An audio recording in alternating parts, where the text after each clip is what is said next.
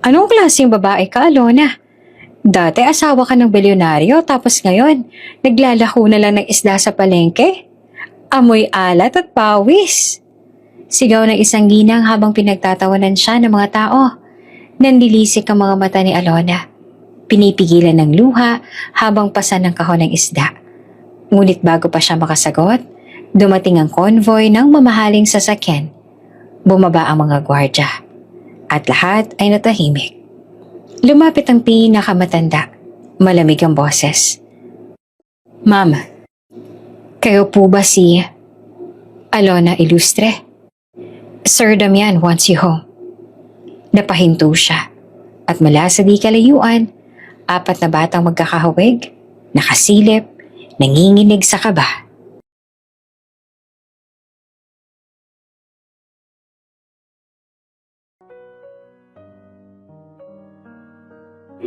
Tahimik ang buong opisina ni Damian Ilustre ng gabi iyon. Sa taas ng isang gusaling salamin sa Makati, tanging ilaw mula sa cityscape ang nagbibigay buhay sa maluwang na silid. Nakaupo siya sa leather chair, hawak ang baso ng mamahaling alak, nakatitig sa dokumentong nakakalat sa mesa. Mula sa labas makikita ang imahe ng isang lalaking may kapangyarihan. Malamig, kontrolado, at sanay sa bawat laban ng negosyo. Ngunit sa loob may mga sugat na hindi nalulunasan ng pera o tagumpay. Sa pintuan kumatok ang kanyang sekretarya. Sir, nandito na po si Mr. Cortez. Yung investigator po na pinatawag ninyo. Itinaas si Damian ng kilay. Papasukin mo. Pumasok ang isang lalaking nasa late 40s, bitbit ang folder, may bakas ng pagod ang kanyang mukha. Tanda ng maraming araw ng pagbabantay at pagsubaybay. Pagharap kay Damian, tumikim ito at diretso sa punto. Sir, nahanap na namin ang ex-wife ninyo. Saglit na natigilan si Damian. Kumunot ang noo. Bumigat ang hawak niyang baso. Matagal niya nang pinahahanap si Alona, ang babaeng minsang nagpatibok ng puso niya at bigla na lang naglaho. Maraming beses na siyang umasa na makikita ito, pero laging nauuwi sa wala. Nasaan siya? Malamig na tanong niya, pero sa loob ay may kumikirot na pananabik. Sa palengke po, sa isang probinsya sa Quezon. Naglalako ng isda para may maipakain sa mga anak. Biglang napatigil si Damian. Anak? Umiling ang investigador. Hindi ko po matiyak sir pero may mga bata po ako nakikita ang kasakasama niya. 4 ho, halos magkakahawig. Tumayo si Damian, iniwan ang baso sa mesa na halos mabasag sa lakas ng pagkakalapag. Para siyang tinamaan ng malakas sa suntok. 4 na bata? Paano? Posible bang? Sigurado ka bang si Alona yon? Mariing tanong niya. Binuksan ng investigator ang folder. Inilabas nito ang ilang larawan. Malabo, kuha sa malayo. Ngunit sapat na para mapakuyom ang kamao ni Damian. Doon sa gitna ng palengke, nakasuot ng lumang t-shirt at may pasan na kahon ng isda, si Alona. Pawisan, nakatungo. Halatang pagod ngunit matatag. At sa likod niya, 4 na batang nakasilip. Nag-aalok ng plastic bag sa mga mamimili. Parang sinakalang dibdib ni Damian sa eksenang iyon. Ang babaeng dati nakasuot ng mamahaling gown, nakatira sa mansyon, ngayon ay nasa palengke. Nilalait ang mga tao. At higit sa lahat, may mga batang kasama. Bumalik ang alaala ng kanilang huling gabi. Ang biglaang pagkawala ni Alona. Ang iniwang sulat na walang malinaw na dahilan. Galit, sakit at pagkalito. Lahat ng iyon ay muling bumalik. Gaano katagal na siyang ganito? Mahina ngunit mariing tanong niya. Mga ilang taon na rin po, sir. Wala siyang ibang tinutuluyan kundi maliit na barong-barong malapit sa palengke. Tahimik ang buhay niya pero kita namang hirap na hirap. Humigpit ang panga ni Damian. Hindi niya alam kung ano ang mas nangingibabaw. Ang galit dahil iniwan siya nito ng walang paliwanag o ang awa dahil nakikita niyang bumagsak ito mula sa pedestal ng karangyaan tungo sa kahirapan. Iuwi niyo siya. Madiin yung wika. Nakatingin ng investigator at sekretarya. Sir? Pakakasalan ko siyang muli. Nagulat si Mr. Cortez. Pero sir, siguraduhin muna nating itinaas si Damian ng kamay, pinuto lang sasabihin ng ang lalaki. Hindi ko kailangan ng paliwanag. Kung ano man ang dahilan niya, malalaman ko yan sa oras na magkaharap kami. Pero ngayong alam ko kung nasaan siya, wala nang dahilan para manatili pa siya sa ganoong buhay. Tahimik ang buong opisina. Tanging malalim na paghinga ni Damian ang maririnig. Sa isip niya, bumabalik ang imahe ni Alona. Ngiti nito, tawa, at ang sakit ng pagkawala. At ngayon, ang biglang tanong ng kapalaran. May mga anak ba sila? Lumapit ang investigator. Iniabot ang isa pang envelope. Sir, may mga impormasyon din kami tungkol sa mga bata. Hindi pa malinaw kung sila ay sa inyo pero tingnan niyo po. Isa-isang nilabas si Damian ng mga litrato. 4 na bata. Magkakahawig, payat, ngunit may ningning sa mga mata. At doon siya natigilan. May bakas ang kanyang mukha. Ang hugis ng panga, ang tikas ng tindig, maging ang pagkakakunot ng noo. Napahawak siya sa mesa. Parang nawalan ng lakas.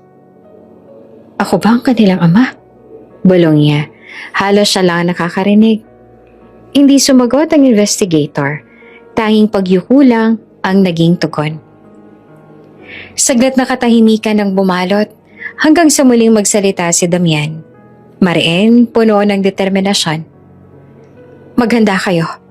Bukas ng umaga aalis tayo. Susunduin ninyo siya. At kung totoo man na mga anak ko nga mga batang yan, hindi na sila muling maghihirap. Lumabas ang investigator, dala ang utos. Naiwan si Damian sa loob ng opisina. Mag-isa, nakatitig sa mga larawan sa kanyang kamay. Para siyang nilamon ng mga alaala.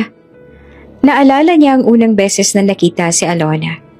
Isang simpleng babae na hindi natakot lumapit sa kanya kahit siya ay kilalang ilustre. Naalala niya ang mga gabing magkasama sila, mga pangakong iniukit sa bituin. At naalala rin niya ang biglang pagkawala nito, ang sugat na iniwan sa kanyang puso. At ngayon, matapos ang lahat, nahanap niya na ito. Hindi na siya papayag na muling mawala pa si Alona. At kung totoo nga ang mga anak niya ang 4 na batang iyon, gagawin niya ang lahat para bawiin ang mga taong nawala. Tumingin siya sa bintana. Sa malawak na syudad na siyang nagahari, ngunit sa loob-loob niya, alam niyang wala ring halaga ang lahat ng yon kung wala ang pamilya. At sa unang pagkakataon, matapos ang maraming taon, naramdaman niyang may dahilan siyang umuwi. Hindi sa mansyon, kundi sa puso ng babaeng minsang iniwan siya. Maagang umaga sa palengke, amoy isda at pawis ang hangin. Hiyawan ng mga tinderang nag-aagawan ng customer at sigawan ng mga mamimili ang gumising kay Alona araw-araw. Bitbit niya ang mabigat na kahon ng bangos, nakatali ang buhok at pawisan ng leeg. Walang bakas ng dating marangyang buhay. Habang nag-aayos siya ng paninda, napansin niyang tila may kakaibang ingay sa labas ng palengke. May mga taong nagtatakbuhan. May mga tindera pang halos mabitawan ang kanilang paninda. Dahan-dahan siyang lumingon, kunot noo. Sa di kalayuan, sumulpot ang convoy ng itim na sasakyan. Mga SUV na makintab at halatang mamahalin. Isa-isang huminto sa tapat ng palengke. Nang bumukas ang mga pinto, sabay-sabay na bumaba ang mga lalaking nakaitim na suit at sunglasses. Malalaking katawan, halatang mga bodyguard. Diyos ko, sino naman yan? Bulong ng isang tendera. Artista ba? Politiko? Dagdag ng isa.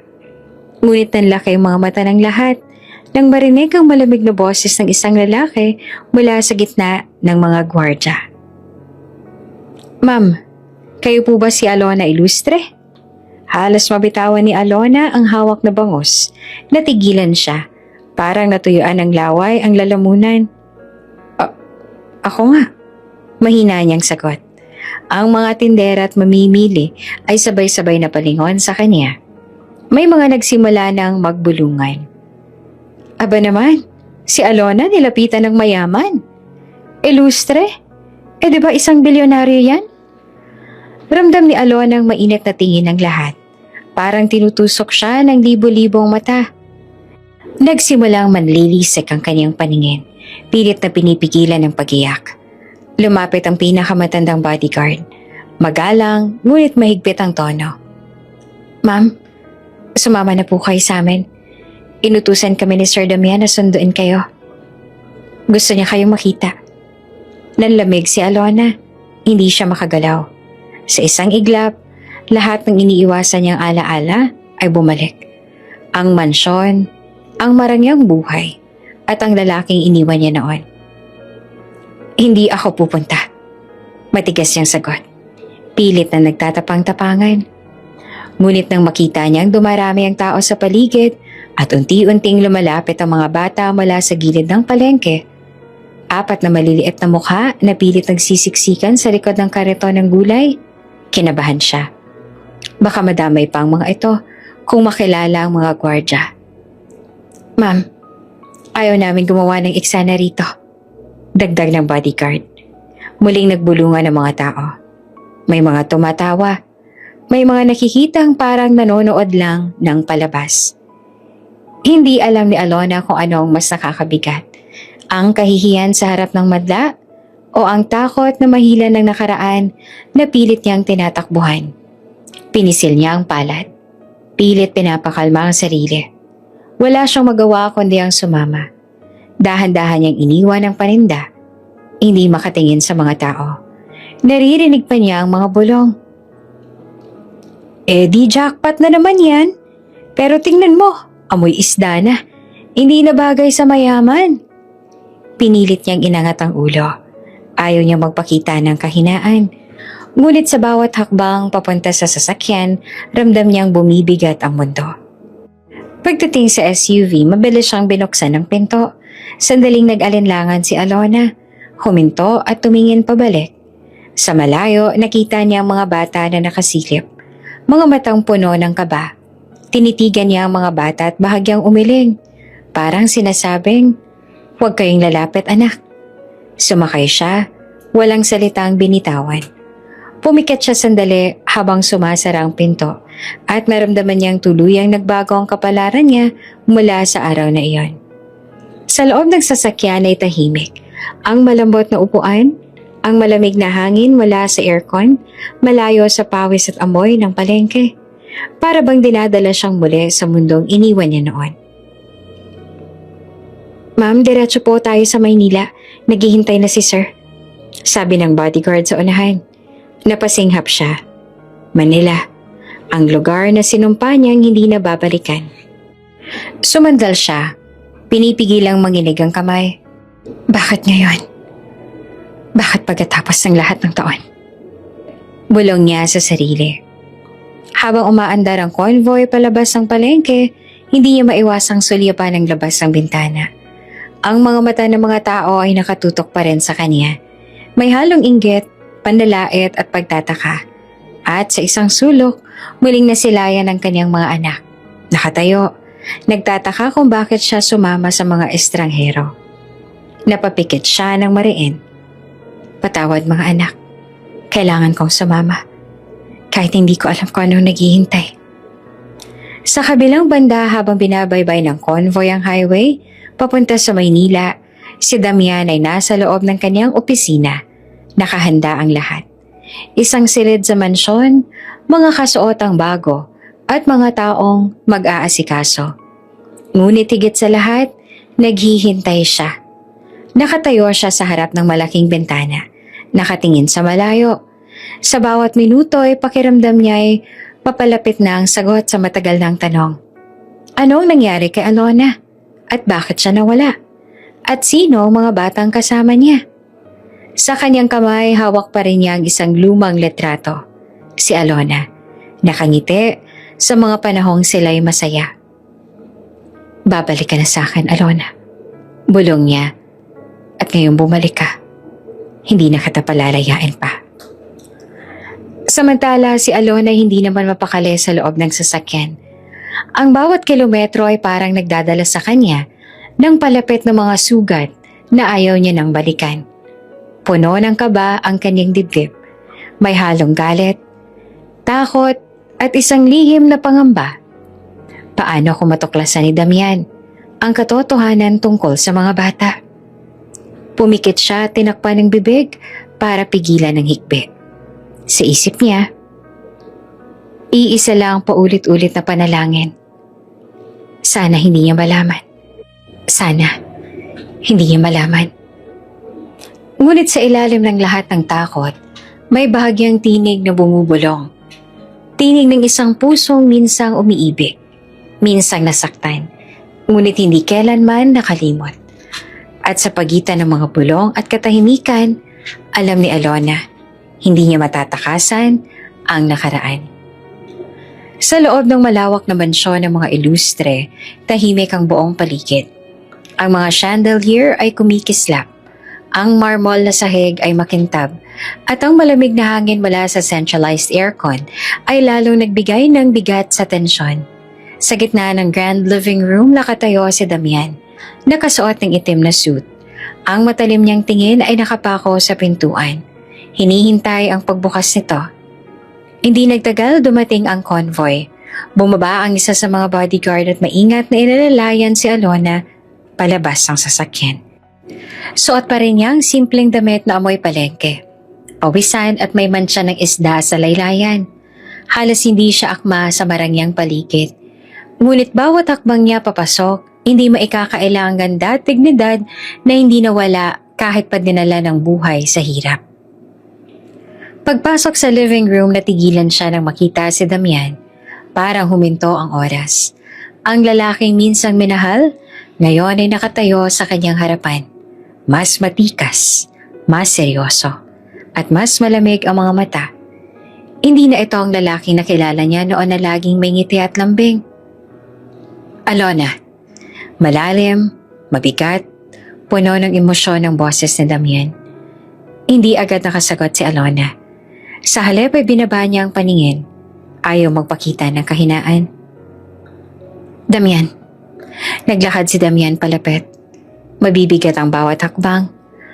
Nang magkalapit sila, ramdam ni Alona ang tensyon. Ang tibok ng kanyang puso ay parang gusto nang kumawala. Bakit ka umalis noon? Diretso ang tanong ni Damian. Walang pasakali. Iniwan mo ako. Iniwan mo ang lahat nang walang paliwanag. Mariing pumikit si Alona. Ilang taon niyang iningatan ng lihim. At ngayon, heto na. Muling kinakaharap ang tanong na ilang beses niyang tinakasan. Hindi mo kailangang malaman. Malamig ang sagot. Pilit pinatatatag ang sarili. Nagsalubong ang kilay ni Damian. Hindi ko kailangang malaman. Ibinigay ko sa iyo ang lahat, Alona. At sa isang iglap, nawala ka. Sa tingin mo, hindi ba ako pinahirapan nun? Hindi mo ba ako ginawang baliw kakaisip kung saan ka nagpunta? Damian, tigilan mo na. Mariing sagot niya, pilit na hindi lumuluha. Tapos na yon. Huwag na nating balikan. Paano ko hindi babalikan? Mahal pa rin kita hanggang ngayon. Kahit may sugat pa rin sa akin ang iniwan mo. Halos pasigaw na si Damian. Sabihin mo sa akin, may kasalanan ba ako? May nagawa ba ako mali? O may mas pinili ka lang? Nanlaki ang mga mata ni Alona. Mabilis na umiwas ang tingin. Hindi mo maiintindihan. Lumapit pa si Damian. Halos isang dangkal na lang ang pagitan nila. Ramdam niya ang panginginig ng babae at lalo siyang naguluhan. Kung hindi mo sasabihin, ako mismo maghahanap ng sagot. Pero wag mong isipin na titigil ako. Tahimik na napalunok si Alona. Pilit pinipigil ang luhang gustong kumawala. Ang puso niya ay parang pinipiga. Ngunit hindi niya kayang aminin ang katotohanan. Dahil oras na lumabas ang sekreto, hindi lang siya ang madadamay.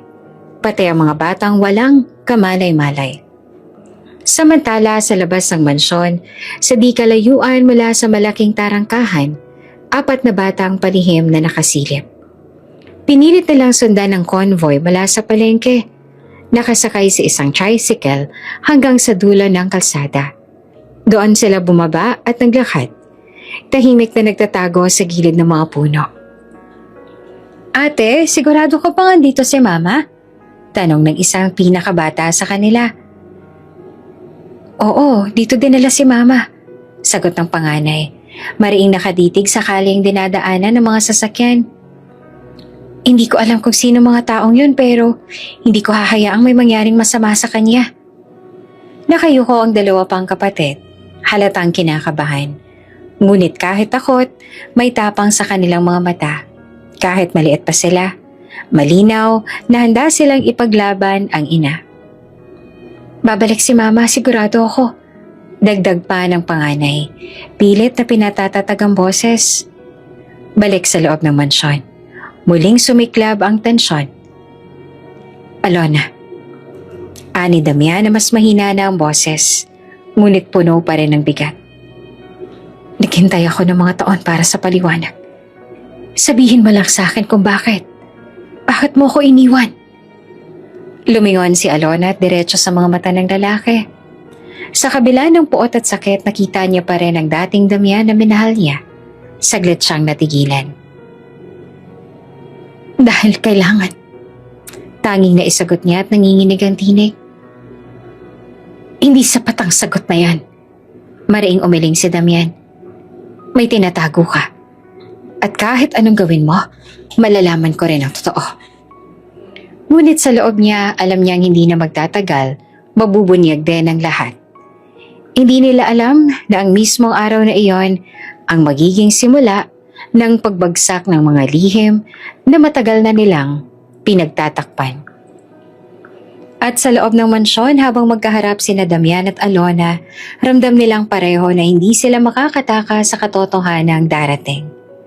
Habang papalayo naman ang convoy na sakay ni Alona kanina, nananatiling nakasilip mula sa likod ang mga kahon ng isda ang 4 na bata. Mahigpit ang kapit nila sa isa't isa. Tila ba baka maagaw pa ng natitirang lakas ang loob kung bibitaw. Tahimik silang naghintay, pinapasa ng kaba at gutom. Ngunit kahit sa lahat ng pangungulila, sa kanilang mga mata iisa lang ang tanong. Babalik pa ba si Mama? Ang pinakamatanda ay pilit na nagpapakatatag. Bumulong. "Huwag kayong umiyak, darating si Mama, babalikan niya tayo." Ngunit sa puso nila, unti-unti nang sumisingit ang takot na baka hindi na. Pagkalabas si Alona mula sa mansyon, parang biglang gumaan ang dibdib niya, kahit puno ng kaba. Hindi siya nagtagal doon. Hindi niya kayang harapin si Damian ng matagal. Ayaw niyang mahalata ang mga lihim na matagal niyang itinago. "Uuwi na ako." Mahina niyang bulong habang pinapara ang tricycle sa labas ng kalsada. Hindi niya alam, mula sa malayo ay may isa sa mga tauhan ni Damian na tahimik na sumusunod sa kanya. Makalipas ang ilang kanto, bumaba siya sa isang makipot na daan. Hindi na ito sementado. Puro putik at bato na lang ang dinadaanan. Sa bawat hakbang, iniipit niya ang kaba. Sana hindi pansin ng mga bata ang matagal niyang pagkawala. Pagdating niya sa maliit na barong-barong, agad siyang sinalubong ng 4 na bata. "Mama!" Halos sabay na sigaw ng mga ito habang niyakap niya ng mahigpit. Halos matumba siya sa lakas ng sabay-sabay na yakap, pero ngumiti siya nang may luha sa mga mata. "Pasensya na mga anak, natagalan si Mama," sabi niya habang hinahaplos ang kanilang mga ulo. "Akala namin hindi ka nababalik," mahinang sabi ng panganay na si Lian habang pinupunasan ng luha sa kanyang pisngi. "Babalik at babalik ako," sagot ni Alona, pilit pinatatatag ang boses. "Kahit saan man ako dalhin, kayo ang uuwian ko." Pumasok sila sa loob ng kanilang maliit na tahanan. Sira ang dingding, tagpi-tagpi ang bubong, at isang electric fan ang gamit lang nila. Ngunit para kay Alona, ito ang tunay na tahanan dahil naroon ang kanyang mga anak. "Gutom na ba kayo?" Tinanong niya habang inilalabas ang ilang isdang hindi niya naibenta. Agad na nagsimula ang mga bata na maghanda ng maliit na mesa. Ang bunso na si Lyra, masiglang naglatag ng pinggan na kahit basag ay maingat niyang inayos.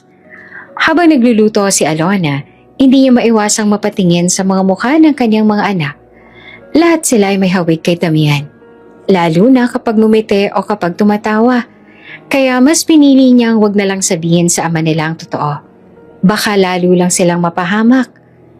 Ngunit sa labas, sa di kalayuan, nakamasid ang isang lalaki. Ang tauhan ni Damian na pinasunod sa kanya. Tahimik itong kumuha ng litrato. Una, ang bahay na halos gumuho na. Ang pangalawa, si Alona na nakayakap sa 4 na bata. Kinabukasan, dinala ng tauhan ng mga larawang iyon kay Damian at doon nagsimula ang matinding pagdududa. Pagbalik ni Damian sa opisina kinabukasan, hindi mapakali ang isip niya. Kahit nakaharap siya sa mga papeles at kontrata, paulit-ulit na bumabalik sa isip niya ang itsura ni Alona kagabi. Mas payat ito. Halatang pinagod ng buhay. Ngunit hindi lang iyon ang gumugulo sa kanya. Ang alaala ng maliit na barong-barong na nakita ng kanyang tao at ang litrato na iniabot sa kanya. Sir, ito po ang kuha namin sa bahay na tinutuluyan ni Ma'am Alona. Ulat ng kanyang tauhan habang inilalapag ang envelope sa mesa. Kinuha iyon ni Damian at marahang binuksan. Una ay mga larawan ng labas ng barong-barong. Sira-sira ang bubong. Halos hindi kasya para sa isang pamilya. Sa huli, isang litratong tumambad. Si Alona, nakangiti, nakaupo sa lumang bangko. Nasa tabi niya ang 4 na batang magkakahawig, nakayakap sa kanya. Napako ang tingin ni Damian. Dahan-dahan niyang inilapit ang larawan sa ilaw. At tila ba baka nagkakamali lang siya nang nakikita. Ngunit hindi ang hugis ng ilong, ang matatalim na mata, ang tikwas ng ngiti. Lahat ng iyon ay parang sariling mukha niya noong kabataan. Hindi. Imposible. Bulong niya sa sarili. Halos ayaw paniwalaan ang isip. Pinikit niya ang mga mata at huminga ng malalim. Baka naman pinsan lang. Baka pamangkin. Baka. Ngunit habang mas tinitigan niya ang litrato, mas tumitindi ang kutob. Pumasok si Leo, isa sa kanyang pinaka-pinagkakatiwalaang tauhan. Sir, may hinala na po ba kayo tungkol sa mga batang iyon? Tanong niya na nag-aalangan. Wala. Mabilis sa sagot ni Damian. Sabay balik ng larawan sa sobre. Huwag kang manghimasok. Gawin niyo lang ang trabaho ninyo. Tumango si Leo. Ngunit kita naman sa mukha ang pagtataka. Pagkaalis nito, napasandal si Damian sa upuan. Hawak-hawak muli ang litrato. Parang may kumukurot sa puso niya. Bumalik sa isip niya ang mga gabing magkasama sila ni Alona. Yung mga plano nila noon na magkaroon ng pamilya.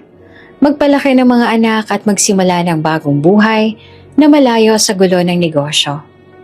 Ngunit bago pa man mangyari, bigla na lang itong nawala. Iniwan siya, walang paliwanag, walang pamamaalam. Kung mga anak ko nga sila, napapailing siyang bulong. Bakit hindi niya sinabi? Naglakad siya papunta sa bintana ng kanyang opisina. Mula roon tanaw niya ang buong syudad. Ngunit sa dami ng mga gusali, liwanag at ingay, tila ba wala nang makuha ang kanyang isip, kundi ang 4 na batang nasa litrato. Hindi niya alam kung paano haharapin si Alona. Hindi rin niya alam kung handa ba siyang sagutin ng mga tanong na matagal niyang iniwasan. Pero isang bagay lang ang sigurado siya. Hindi siya titigil hanggat hindi niya nalalaman ang totoo. Kinagabihan muli siyang nagtungo sa kanyang silid. Kinuha niyang muli ang sobre at inilabas ang larawan. Sa halip na ilayo, inilagay niya ito sa tabi ng kanyang kama. Habang nakahiga, matagal pa rin siyang nakatitig doon. May halong galit, lungkot at pag-asa na hindi niya maipaliwanag. Kung totoo man, Kung talagang sila ang mga anak ko, hindi ko nahahayaang mawala sila sa akin. Mahinang pangako niya sa sarili. Ngunit sa dulo ng lahat, pinilit pa rin niyang hindi magtanong kay Alona. Hindi pa ngayon. Hindi pa sa tamang oras. Ngunit sa puso niya, nagsimula ng umusbong ang pagdududa na magbabago ng lahat. Tahimik na nakaupo si Alona sa gilid ng kanilang higaan, nakayakap sa unan, nakatingin sa kawalan. Sa tuwing napapapikit siya, bumabalik sa alaalang mga sakit na pilit niyang nilimot sa mga nakaraang taon. Para bang sariwa pa rin ang lahat, ang araw na napilitan siyang iwan si Damian. Noong panahong yon, bagong kasal pa lang sila. Masaya, puno ng pangarap, palaging abala si Damian sa negosyo. Pero sinisigurado niyang may oras pa rin kay Alona. Magkasama silang nagplano ng sariling pamilya. Madalas silang pag-usapan kung ilang anak ang nais nila, saan sila titira at anong klaseng buhay ang gusto nilang buuin. Ngunit isang araw, habang wala si Damian, kinausap si Alona ng ina nito, si Doña Leticia. Malamig ang mga mata ng ginang habang nakaupo sa harap ng malaking mesa. Alona, may kailangan tayong pag-usapan. Panimula nito, kasabay ng pagbagsak ng baso ng tubig sa mesa. Po, kabado niyang sagot. Alam kong buntis ka, diretsong sabi ng matanda. Halos malaglag ang hawak na baso ni Alona. Paano niyo po nalaman? Hindi mo kailangang magpaliwanag. Ang mahalaga, hindi pwedeng malaman ni Damian. Hindi siya handa. At higit sa lahat, hindi ikaw ang babaeng nararapat para sa kanya. Madiin na dagdag ni Doña Leticia. Gulat na gulat si Alona. Pero mahal namin ang isa't isa. Alona, putol ng ginang, hindi mo ba naiisip? Kapag nalaman niyang buntis ka, mapipilitan siyang piliin ka kaysa sa negosyo. Masisira ang kinabukasan niya. At hindi ako papayag na mawala ang lahat ng pinaghirapan ng pamilya namin dahil lang sa'yo. Tumayo si Alona. Nanginginig ang kamay. Hindi ko siya iiwan. Lalaban ako. Ngumiti ng mapait ang ginang. Kung talagang mahal mo si Damian, umalis ka. Kasi kapag nalaman niyang buntis ka, ipapahiya ka lang niya sa lipunan. Hindi ka niya kayang ipagtanggol. At kapag pinilit mo pa rin manatili, sisiguraduhin kong mawawala ang patang yan bago pa man siya isilang. Nanlamig ang buong katawan ni Alona. Hindi siya makapaniwala sa naririnig. Lumipas ang mga araw at mas lalong lumalakas ang panggigipit sa kanya. Ang mga kapatid ni Damian nakatingin sa kanya na parang siya ang pinakamalaking kahihiyan ng pamilya. Wala siyang masandalan. Kahit anong pilit niyang kausapin si Damian, laging may umaalalay dito. Mga sekretarya, mga tauhan, laging hindi sila nagkakaroon ng pagkakataong mag-usap ng pribado. Isang gabi nakatanggap siya ng liham na nakapasok sa ilalim ng kanilang pintuan. Walang pangalan pero malinaw ang mensahe. Kung ayaw mong masaktan ang anak mo, lumayo ka na. Hindi na siya nagdalawang isip. Kinabukasan, habang abala si Damian sa isang meeting, nag-impake na siya ng ilang damit at umalis. Walang pamamaalam. Walang kahit anong bakas na iniwan, kundi ang tahimik na pag-iyak sa loob ng taxi. Habang tumatakbo ang sasakyan, mahigpit niyang hawak ang tiyan. Pasensya na anak, bulong niya. Hindi ko alam kung tama bang ginagawa ko pero ito lang ang paraan para maisalba ka. Sa mga sumunod na buwan, mag-isa niyang hinarap ang pagbubuntis. Walang kasamang asawa, walang yaman, walang komportableng buhay. Isang inuupahang maliit na silid ang nagsisilbing tahanan nila. Sa bawat gabi, pinipilit niyang kalimutan ng sakit. Pero laging bumabalik ang alaala ng mga mata ni Damian. Kung gaano siya nito kamahal at kung gaano nito ito sinaktan sa biglaang pagkawala. Pagdating ng araw ng panganganak, hindi lang isa kundi 4 na sanggol ang inilabas niya sa mundo. Halos mabaliw siya sa gulat at tuwa. 4 na magkakahawig na mukha. Apat na maliliit na kamay na mahigpit na kumakapit sa kanya. Mga anak ko! Hikbi niya habang isa-isang inilalapit sa kanyang dibdib ang mga sanggol. Kahit anong mangyari, hindi ko kayo pababayaan. Simula noon, naging araw-araw na laban ng buhay nila. Nagbenta siya ng isda sa palengke. Nag-igib ng tubig para may maiinom ang mga bata. Nagtiis sa gutom para lang may maipakain sa kanila. Ngunit sa kabila ng lahat, buo ang loob niyang hindi malalaman ni Damian ang totoo. Dahil sa bawat alaala ng banta ng pamilya Ilustre, muling bumalik ang sakit. Kung malaman ni Damian, baka maagaw nila sa akin ng mga anak ko. Baka mawalan ako ng karapatan. Kaya, pinili niyang manahimik, kahit na araw-araw siyang pinapatay ng pananabik. At ngayong muli silang nagtagpo ni Damian, muling bumalik ang lahat ng alaala. Ang mga salita ng kanyang biyanan, ang lihim na banta, ang mga gabing mag-isa niyang pinasa ng bigat ng pagbubuntis. Lahat ng iyon ay muling kumurot sa puso niya at muling nagpaalala kung bakit siya nawala.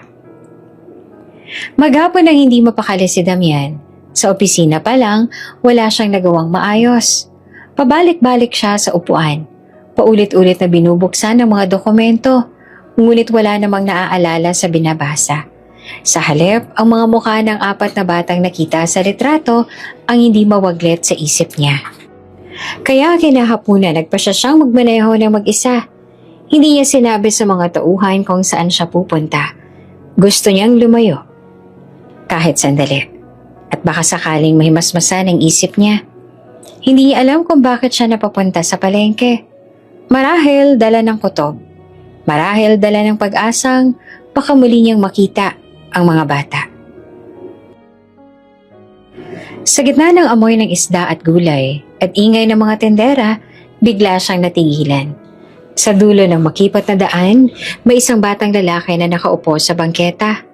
Payat ito, medyo marumi ang damit, pero may kakaibang linis ang itsura. Tahimik lang, hindi tulad ng ibang bata na tumatakbo o naglalaro. Pinagmamasdan ni Damian ang bata. Ang pagkakaupo nito, ang paraan ng pagtitig sa mga matao. Maging ang bahagyang pagkakunot ng noo, lahat ay parang pamilyar. Para bang nakikita niya ang sarili niya noong bata pa.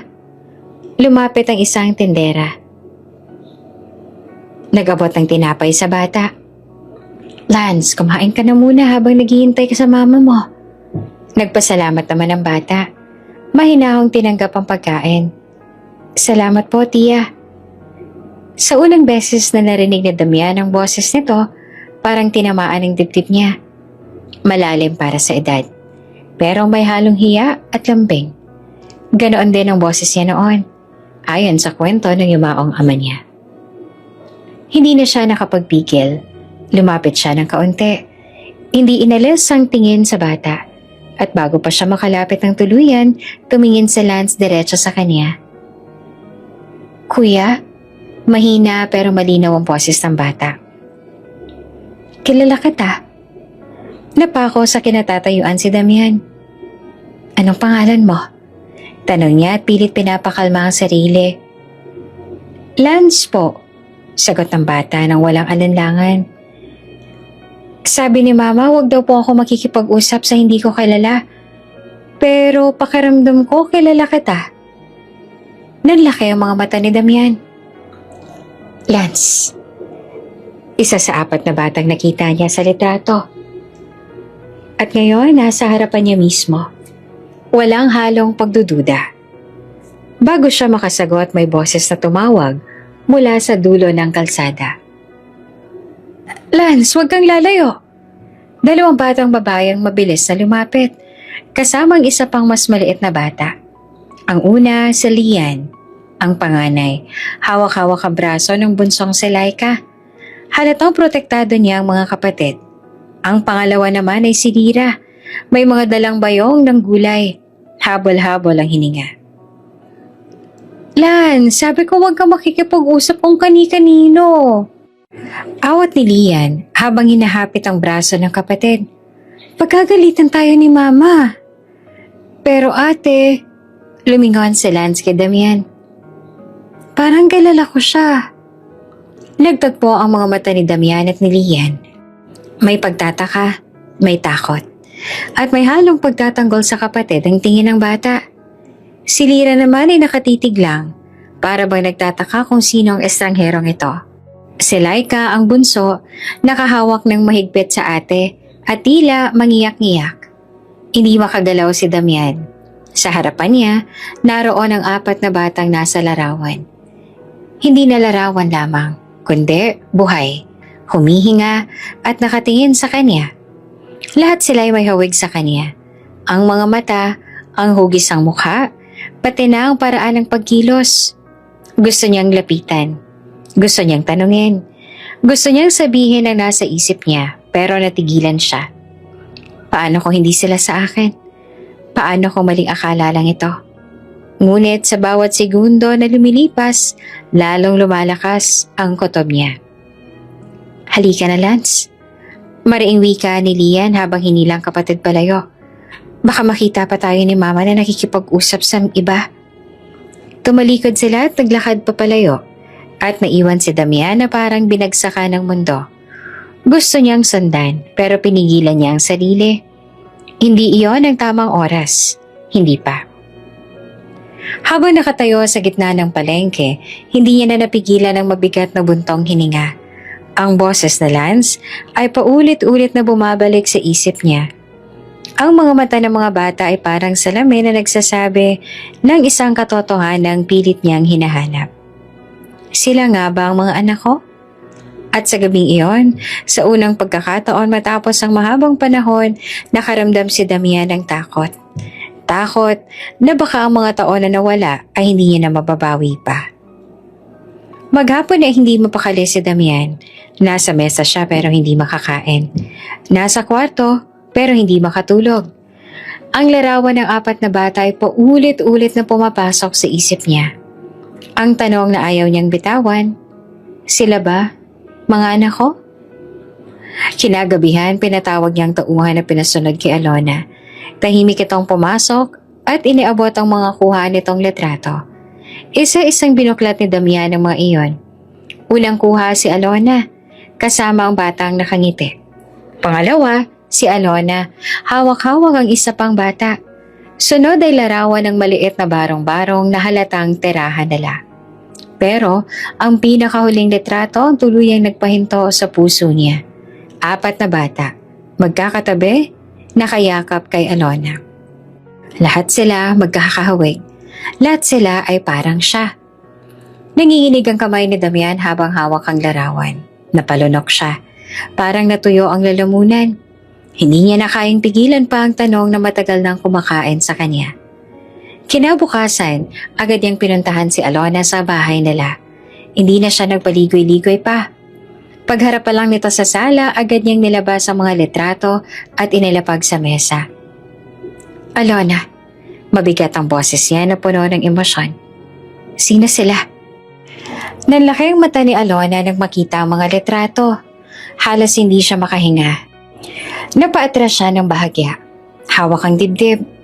Parang naipit ang lahat ng lihim na itinago niya sa loob ng maraming taon. Sumagot ka! Halos pasigaw na sabi ni Damian. Nanginginig ang kamay habang nakaturo sa larawan. Mga anak ko ba sila?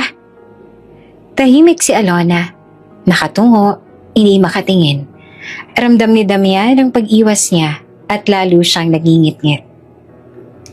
Alona, matagal na ako nagtitiis. Ilang taon kitang hinanap. At ngayong nahanap kita, may mga batang lumilitaw. 4, Alona. 4. Halos mabasag ang boses si Damian sa bigat ng emosyon. Sabihin mo sa akin, sila ba ang tinago mong sikreto? Nagsimulang manginig ang labi ni Alona. Gusto niyang magsalita pero walang lumalabas na salita. Nakatitig lang siya sa litrato. Hawak ang laylayan ng damit na parang kumakapit sa huling lakas ng loob. Hindi mo ako maluloko. Dagdag pa ni Damian. Mas mahina pero mas masakit ang tono. Kitang-kita ako sa mga mata nila. Para ko nakikita ang sarili ko ng bata pa ako. Wala na akong ibang hinihintay na sagot kundi oo o hindi. Pumikit si Alona. Malalim ang buntong hininga. Isang luha ang dahan-dahang pumatak sa pisngi niya. Pero sa halip na sumagot, tumalikod siya. Hindi niya kayang sabihin ang katotohanan. Hindi pa sa ngayon. Alona! Tawag ni Damian na halos desperado. Huwag mo akong paasahin. Sabihin mo na. Ngunit nananatili siyang tahimik. Nakatalikod, hawak ang sarili, at pinipigilang humagulhol. Naiwan si Damian na nakatayo, hawak ang litrato, at nanginginig. Mas lalo lamang tumitindi ang bigat sa dibdib niya. Wala siyang malinaw na sagot, pero sa puso niya, alam niya ang katotohanan. At doon nagsimula ang mas malaking gulo. Dahil ang hindi pagsagot ni Alona ay mas mabigat kaysa sa simpleng oo o hindi. Bakit hindi ka sumagot, Alona? Halos pasabog ng boses si Damian habang hawak-hawak pa rin ang mga litrato. Pinaglalaroan mo ba ako? 8 taon ako nabuhay sa kasinungalingan. Nakatayo si Alona sa harap niya. Nanginginig at namumula ang mga mata. Hindi ko pinili na mangyari lahat ng to, Damian. Umiiyak niyang tugon. Ginawa ko lang ang alam kong tama. Tama? Madiin na ulit ni Damian. Halos sumabog sa galit. Anong tama sa pagtatago sa mga anak ko? 4 sila, Alona, 4. Ni isa hindi mo walang pinakilala sa akin? Napaupo si Alona. Hawak ang ulo habang dumadaloy ang luha sa kanyang pisngi. Pinili kong maghirap kaysa makita kang masirang buhay mo nang dahil sa akin. Mahina pero malinaw ang boses niya. Kung sinabi ko noon, hindi ka makakawala sa pamilya mo, kayang sirain ang lahat. Hindi mo ako pinagtiwalaan. Singhal ni Damian. Alona, asawa mo ako. Dapat magkasama tayong humarap sa lahat ng laban. Pero iniwan mo ako. Dala ang mga anak ko. Nang wala malang paliwanag. Hindi mo alam ang ginawa ng pamilya mo. Sigaw naman ni Alona. Tuluyan ang bumigay. Sinabi nila na wala akong karapatan sa'yo. Nasisiraan ko lang ang pangalan ng ilustre kung mananatili ako. Buntis ako noon, Damian. Hindi ko alam kung paano ko ipapaliwanag kaya umalis ako. Natahimik si Damian pero hindi nawala ang galit sa kanyang mga mata. Lumapit siya, hawak ang larawan ng 4 na bata at halos ipamukha ito kay Alona. Kahit anong sabihin mo, hindi mo mababago ang katotohanan. Anak ko sila. At kung akala mo, kaya mong itago pa sila sa akin, nagkakamali ka. Napabalikwas siya at tinawag ang isa sa kanyang mga tauhan. Dalhin niyo agad ang mga bata dito. Utos niya na malamig at mariin. Nagulat si Alona. Napasigaw habang pilit na humaharang. Huwag, Damian! Huwag mong gawin to. Wala silang kasalanan. Kung galit ka, ako lang ang parusahan mo. Huwag ang mga anak natin. Pero hindi nakinig si Damian. Sa loob ng ilang oras, dumating ang mga tauhan niya dala ang 4 na bata. Nagulat ang mga ito. Takot at umiiyak. Hindi alam kung bakit sila kinuha mula sa kanilang bahay. Papa, tanong ng isa na nanginginig ang boses habang tinitingnan si Damian na para bang may pamilyar na koneksyon. Natigilan si Damian at natunaw ang galit kahit sandali. Pero mabilis din niya itong itinago. Dadaling ko sila sa ligtas na lugar. Madiin niyang sabi. Doon ko sila makikilala. Doon ko malalaman ang buong katotohanan. Lumapit si Alona. Halos lumuhod sa harapan niya. Damian, pakiusap. Huwag mong ilayo ang mga anak ko sa akin. Sila lang ang dahilan kung bakit ako nabuhay nang wala ka. Huwag mo silang agawin. Tumalikod si Damian. Pilit pinatatatag ang sarili kahit kumakabog ang puso. Kung totoo na anak ko sila, hindi mo na sila kayang itago. Ako ang ama nila at may karapatan ako sa kanila. Naiwang umiiyak si Alona. Nakayakap sa mga bata habang dahan-dahan silang inaakay ng mga tauhan ni Damian palabas ng bahay. At sa unang pagkakataon, hindi galit ang pinakamabigat na naramdaman ni Damian, kundi ang takot na baka huli na ang lahat para ayusin ang pagkakawasak ng kanilang pamilya. Tahimik ang sala ng mansyon. Ang dating maluwang at marangyang silid puno na ng mga mamahaling muebles at palamuti. Ngayon ay tila naging maliit para kay Damian. Nakatayo siya sa gitna. Hindi alam kung paanong magsisimula ng salita. Nakaharap sa kanya ang 4 na batang sabay-sabay na nakatingin. Hawak-hawak ang kamay ng kanilang ina. Si Alona nanginginig pa rin. Mahigpit ang pagkakayakap sa mga bata na para bang hindi na sila pakakawalan. Ngunit sa loob-loob niya, alam niyang darating ang araw na kakailanganin nilang malaman ang totoo. Isa-isang kumalas ang mga bata mula sa likod ni Alona. Pinakamalakas ang loob ni Lian, ang panganay. 8 taong gulang lang siya pero halata ang pagiging responsable at maingat. Tumayo siya sa harap. Tiningnan si Damian ng diretso at saka nagsalita. Kuya Damian, sandali siyang natigilan at nag-isip. Ikaw po ba ang tatay namin? Nabigla si Damian. Walang boses na lumabas sa kanyang bibig. Ang tanong na iyon ay matagal niya nang iniwasang sagutin kahit sa sarili niya. Ngayon, mismong mula sa bibig ng batang kahawig niya, lumabas. Lian, bulong ni Alona na parang nababahala. Pero huli na, nasimulan na ng bata ang paglalapit. Sumunod naman ay si Lance, ang pangalawa. Mas seryosong mukha nito. At kahit bata pa ay may tikas na parang kinopya mula kay Damian. Mama, lagi mong sinasabi na wala kaming tatay. Pero bakit siya? Bakit parang kamukha namin siya? Tanong nito sabay turo kay Damian. Kinagat ni Damian ang labi niya, pinigilan ng panginginig ng dibdib.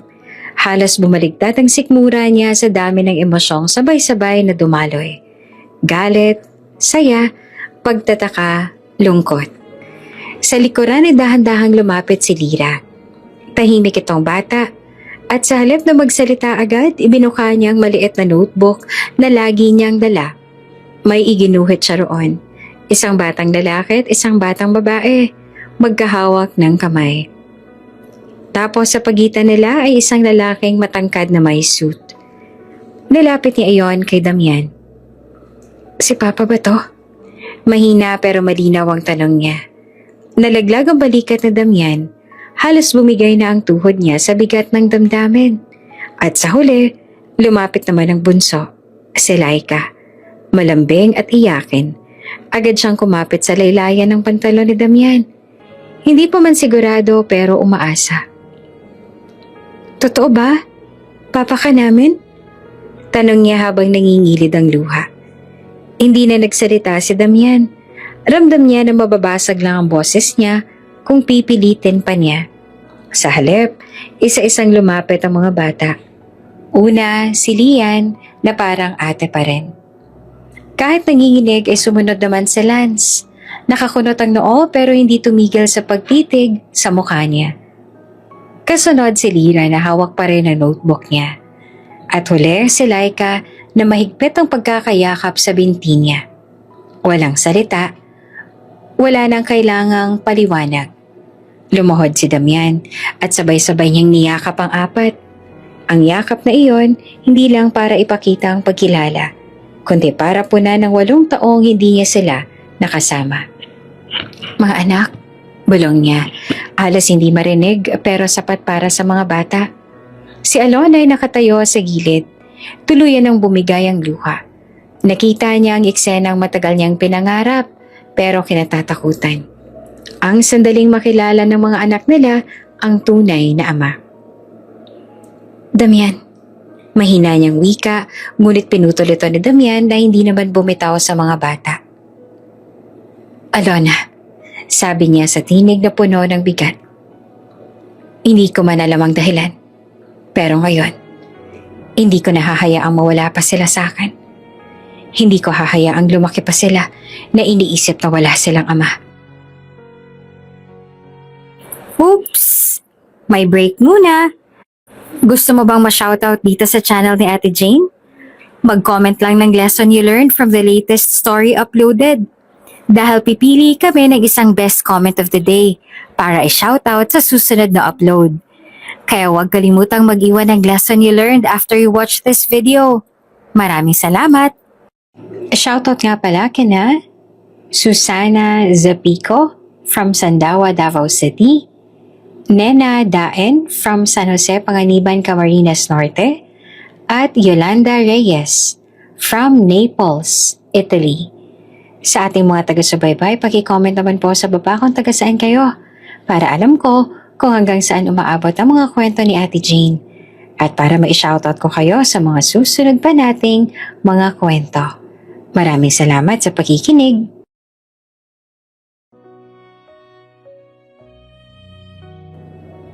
Niyakap niya ulit ang mga bata. Mas mahigpit pa. Ramdam niya ang init ng kanilang mga katawan, ang panginginig, ang pag-iyak ng ilan. Para bang sa unang pagkakataon, kompleto ang bahagi ng pagkatao niya na matagal niya na ang hinahanap. Simula ngayon, dagdag ni Damian, sasama na kayo sa akin. Walang makakapigil. Hindi agad nakasagot si Alona. Natatakot pa rin siya sa maaaring kaharapin nila. Ang pamilya ni Damian, ang lipunan, ang mga taong tiyak na huhusga sa kanila. Pero sa mga oras na yon, nang makita niyang magkasama ang 4 na anak at ang lalaking minahal niya noon, alam niyang hindi niya kayang hadlangan pa. Tahimik, lumapit siya at inilagay ang kamay niya sa balikat ni Damian. Sana totoo yan, Damian. Sana kaya mong panindigan. Tumingin si Damian sa kanya, seryoso at puno ng paninindigan. Kaya ko, dahil sila ang dugo ko. At ikaw, saglit siyang natigilan. Ikaw ang babaeng mahal ko noon at hanggang ngayon. Napatakip ng bibig si Alona, pinipigilan ng hikbi. Sa tabi, nagtanong ulit si Lian, ang panganay. Papa, ibig sabihin, hindi na kami kakaiba? May tatay na rin kami tulad ng iba? Hindi lang basta tatay. Sabay haplos sa buhok ng panganay. Ako ang tatay ninyo at hindi ko na kayo iiwan ulit. Nagsimulang umiti si Lyra habang si Laika naman ay mas humigpit ang kapit. Si Lance, bagamat seryoso pa rin ang muka, ay unti-unting lumuwag ang pagkakakunot ng noo. Sa unang pagkakataon, kahit magulo ang paligid, ramdam nilang buo sila, isang pamilya. At sa labas ng pintuan may mga matang nakabasid, mga tauhan ng pamilya Ilustre na hindi makapaniwala sa kanilang nasaksihan. Ang balitang ito, tsak na aabot sa mga hindi dapat makarinig. Ngunit para kina Damian at Alona, wala munang mas mahalaga, kundi ang yakap ng 4 na bata, ang kanilang mga anak. Umaga pa lang mainit na ang loob ng mansyon ng mga Ilustre. Nasa malaki at mamahaling hapag si Doña Leticia, ang ina ni Damian. Mahigpit ang pagkakahawak niya sa tasa ng kape. Halos mabasag na ang hawakan nito sa sobrang galit. Katabi niya ang ilan pang kapatid at kamag-anak ni Damian na parang nag-aabang ng bagong issue. Damian, matalim ang boses ng kanyang ina nang dumating siya. Totoo ba ang naririnig ko? Yung babaeng iniwang ka noon? Bumalik dala-dalang mga bata na sinasabi mong anak mo? Hindi agad sumagot si Damian. Sa likod niya ay tahimik na nakatayo si Alona. Hawak-hawak ang kamay ni Lian at Laika. Nasa gilid naman sina Lance at Lyra. Nakasilip, halatang kinakabahan. Mahinahong sagot ni Damian. Oo, totoo. At hindi lang sila basta mga bata. Mga anak ko sila. Parang sumabog naman ang mesa sa dami ng sabay-sabay na reaksyon. Ano? Sigaw ng tiyahin. Hindi ba't iniwan ka ng babaeng yan? Tapos ngayon ay babalik siya na parang wala lang nangyari? At itong mga batang to, bigla na lang ipapasa sa'yo? Parang kalokohan naman yan, Damian. Dagdag ng isa pang kamag-anak. Walang taon siyang nawala. Tapos ngayon nagpapakita na parang siya pa ang kawawa? Hindi na nakatiis si Doña Leticia. Tumayo siya, diretso ang tingin kay Alona. Ikaw, anong mukhang meron ka pa para bumalik dito? Noon pa man, sabi ko na sa'yo na hindi ka bagay sa anak ko. At ngayon dala mo pa ang 4 na batang yan para itali siya ulit sa'yo? Napayo ko si Alona. Nanginginig ang mga kamay. Gusto niyang sumagot, pero natatakot siya na lalo lang lumala ang sitwasyon. Ramdam niya ang takot ng mga bata na halos magtago na sa likod niya. Ma, tama na. Pigil na Damian na seryoso ang boses. Kung galit kayo kay Alona, sa akin yun na lang ibaling yun. Ako ang may kasalanan kung bakit nangyari lahat ng to. At oo, sila ang mga anak ko. Wala na kayong magagawa roon.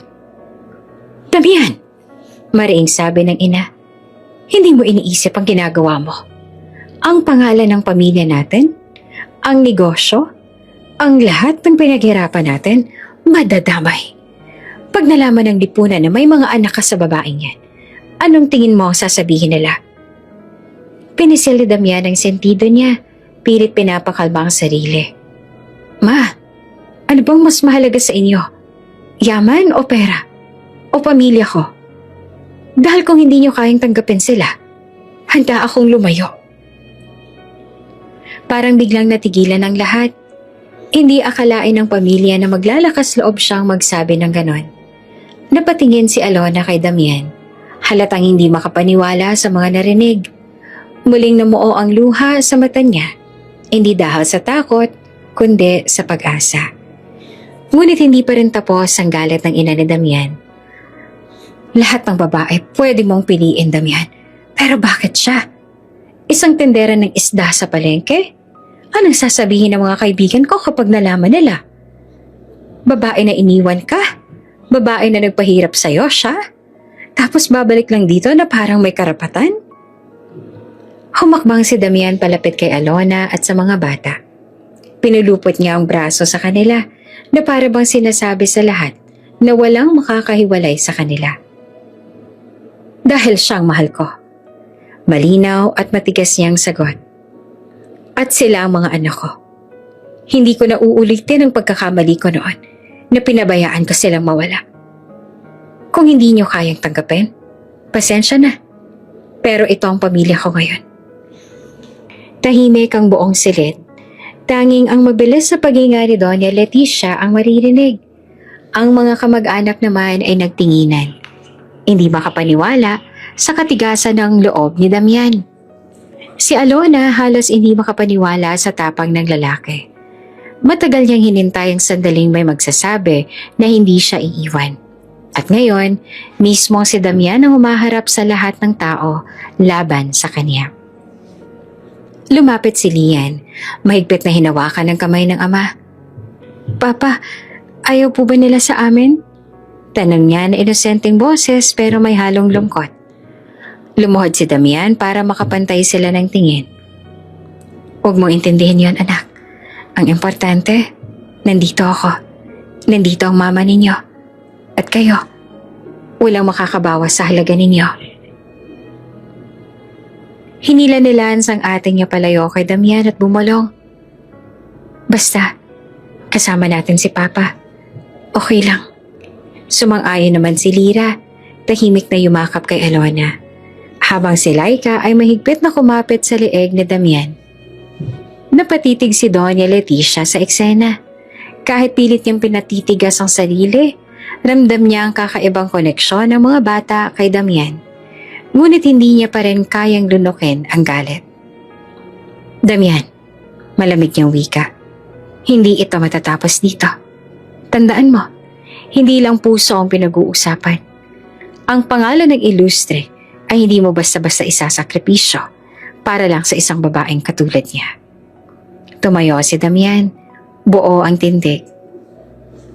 Kung pangalan lang ang habol niyo, bahala kayo. Pero ako, pipiliin ko ang pamilya ko. Kung hindi niyo sila matatanggap ngayon, darating ang araw na wala kayong choice, kundi tanggapin din sila. Hindi na siya naghintay ng sagot. Hinawakan niya si Alona, at sabay silang lumabas kasama ang mga bata. Naiwan ang pamilya, naguguluhan, galit at nagbabalak ng mga susunod na hakbang. At sa paglalakad palabas ng mansyon, mas sinigpitan ni Damian ang pagkakahawak sa kanila. Sa isip niya, kahit gaano kahirap ang laban sa sariling pamilya, hindi niya na muling bibitawan ang babaeng minahal niya at ang 4 na lang anak. Mabilis na kumalat ang balita. Ilang araw lang lumipas mula nang malaman ng pamilya Ilustre ang tungkol sa mga bata, pero kinabukasan, laman na ito ng dyaryo, telebisyon at social media. Ex-wife ng Ilustre, may 4 na anak daw? Quadruplets ng bilyonaryo, itinago ng 8 taon? Anong magiging epekto nito sa negosyo ng Ilustre Group? Sa palengke, pinag-uusapan ng mga tinderang dati tinitingnan si Alona bilang kapwa. Naglalako ng isda. Nako, kaya pala tahimik lang siya. Aba, 4 ang anak sa bilyonaryo pa. Bulong ng isa. Paano kung hindi naman sa kanya yon? Sabat naman ng isa pa, sabay tawa. Sa opisina ni Damian, sunod-sunod ang tawag. Mga kliyente, mga partner at ilang negosyante na tila gusto siyang tanungin kung totoo ba ang lahat. Sa bawat pagbukas ng telebisyon sa lobby ng kumpanya, ang mukha niya at ng kanyang pamilya ang laman ng balita. Sir, maraming reporter sa labas ng building. Sabi ng sekretarya niya, ayaw pong umalis hanggat hindi kayo nagbibigay ng pahayag. Humugot ng malalim na buntong hininga si Damian. Tumingin siya sa cellphone niya at may mga text mula sa board of directors. Fix this scandal. Bad for business. Pinikit niya ang mga mata at pilit na pinakalma ang sarili. Sa kabilang banda, si Alona at ang mga bata ay halos hindi makalabas ng bahay. Sa unang beses na sinubukan nilang lumabas para bumili ng gamit ng mga bata, agad silang pinagtinginan ng mga tao. May nagbubulungan, may nagtuturo, may kinukuhanan sila ng retrato gamit ang cellphone. Mama, bakit sila ganyan? Tanong ni Lian habang mahigpit na kumakapit sa kamay ng ina. Naku, wala yan anak. Hayaan niyo lang sila. Sagot ni Alona, kahit siya man ay nanginginig ang dibdib sa hiya. Si Laika na siyang bunso ay halos maiyak. Mama, ayoko na lumabas. Natatakot ako. Agad siyang umuwi at doon naramdaman ni Alona ang bigat ng lahat. Kung siya lang, kaya niyang tiisin ang paninira ng tao. Pero ngayon, kasama na ang mga anak nila.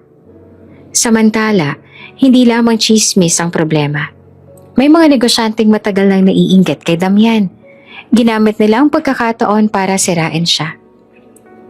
Kung hindi niya kayang itago ang personal na buhay niya, paano niya pamumuluan ang negosyo? Sabi ng isang kakompetensya sa isang business forum. Kung totoo ngang illegitimate ang mga bata, malaking kahihiyan to sa pangalan ng Ilustre. Dagdag ng isa pa. Ang mga salitang ito mabilis na nakarating kay Damian. Galit ang namuo sa kanya. Hindi lang siyang pinapahiya, kundi pati mga anak niya na walang kamalay-malay. Isang gabi, nag-uusap sila ni Alona sa study room. Tahimik ang paligid. Tulog na ang mga bata. Si Damian nakatayo sa may bintana. Hawak ang isang baso ng tubig, pero hindi niya maibaba. Damian, mahina ang boses ni Alona. Baka mas mabuti kung lumayo na lang kami. Hindi ko gustong masira ka dahil sa amin. Agad siyang nilingon ni Damian. Kita ang apoy sa mga mata. Mahal, huwag mo na uulitin yan. Hindi ikaw ang dahilan kung bakit nasisira ako. Silang dahilan kung bakit lumalakas ako. At hindi ko hahayaang gamitin ng ibang pamilya ko para apihin ako. Napatigil si Alona. Sa tono ng boses si Damian, alam niyang buo ang loob nito. Pero sa puso niya, may kaba pa rin. Kinabukasan, nagdesisyon si Damian na harapin ang media.